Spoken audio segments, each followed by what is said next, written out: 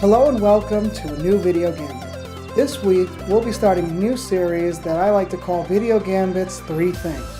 And this will be based on 3 things wrong with or 3 things great about a specific movie. This week, we're talking about 3 things wrong with Captain Marvel. Let's begin. Everything changes.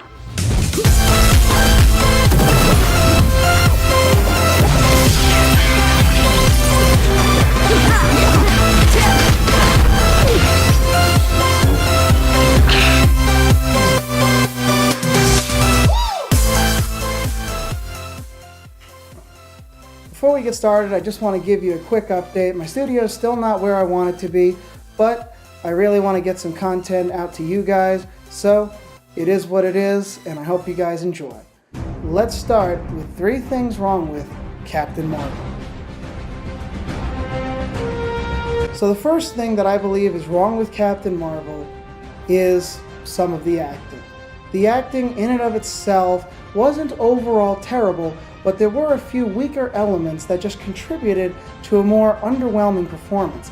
And unfortunately, this underwhelming performance was brought to the table by Captain Marvel, Maria Rambeau, and her daughter. Everyone else has praised the performances of Samuel L. Jackson and Ben Mendelsohn, but it really is important for the lead to nail their role. And unfortunately, we get emotionally invested in this character about as much as emotionally active the character is, which is mostly 0. And I just kept thinking in the theater that the core friendship between Captain Marvel and Maria Rambeau should bring the heart to this film, but it never did. My one biggest gripe was with Maria Rambeau's daughter during the scene where she's showing Carol Danvers a whole bunch of pictures that are supposed to be emotional connections to her past and the life that she left behind and didn't have an inkling of a remembrance about. Now, I believe that this should have been cut in a way where the daughter brings up one specific image and gives an emotional backstory to it. And then there's some reflection on that. And then she shows a second image and there's a reflection on that. And then on the third image, there's the most powerful reflection and the most powerful introspection, and might even jog a memory in Carol's brainwashed mind.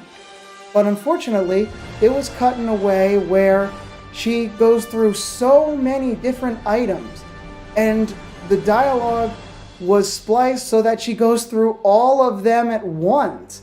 Instead of getting to know more of Carol's past life or get to see what was shared that was so special between her and the Rambeau family, we just get an inaudible conglomeration of a whole bunch of lines of dialogue that are indiscernible and indistinguishable, and we ultimately end up learning nothing about Carol Danvers or even anything special that she shared in any of those photos with the Rambeaus.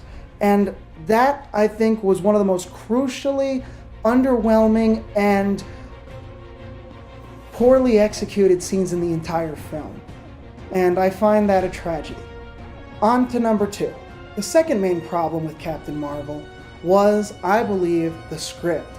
Unfortunately, the movie never felt like it had a third act. It felt like there was the first half and the second half, and the second half was extended a little bit longer to just include that finale and the final climax and the final battle, and it just never really seemed to follow the standard structure of a Marvel film. Now, I know they were trying to not tell a standard origin story, as Marvel apparently seemed to indicate to us that they're no longer going to follow one. But perhaps, if I may suggest, this film could have actually benefited from a more traditional origin story and origin story structure.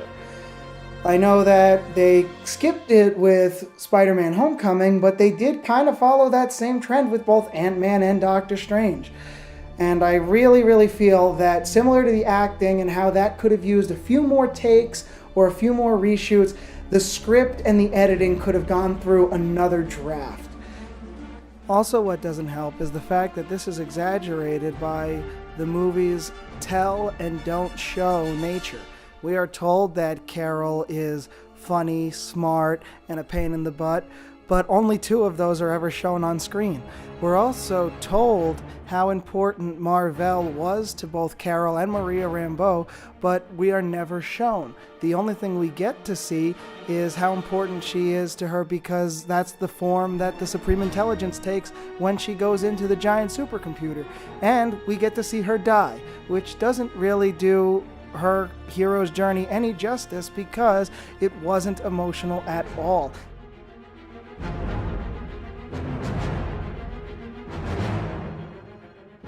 Now for the third and final thing wrong with Captain Marvel, I would put on the ending.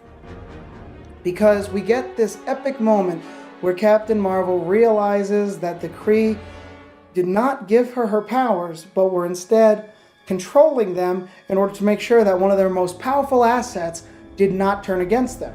Now I can understand that story-wise, but visually it was uninteresting, because the second she turns on her full potential, it looked powerful, but it didn't feel powerful.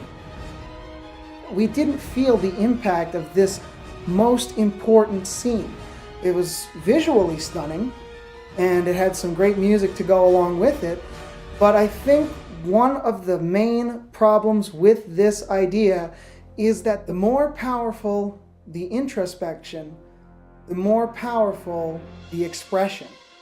One of the best ways to possibly compare this to another film is Into the Spider-Verse, because here we have Miles Morales, who, technically speaking, is more powerful than any of the other Spider-Men in that entire film. He has abilities that they don't. He has the ability to turn invisible. He has the ability to do an electroshock version of his Venom blast. And before he just turns on these powers, which they actually make fun of in the film, they talk about how he cannot do it on command, he has to go through the emotional loss of his uncle and have a really emotional heart-to-heart talk with his dad. Until then, he never gets a handle on his powers. And then that's why in the final act, in the final battle, Miles comes out powerful, and we're right there with him, rooting for him to just whoop those bad guys, kick them to the curb, because it felt earned and deserved. The more powerful the introspection, the more powerful the expression. And that was just what Captain Marvel lacked. There was a brief scene where she realizes everything that she was told up until that point was a lie. But afterward, she just turns on her powers and the final fight begins.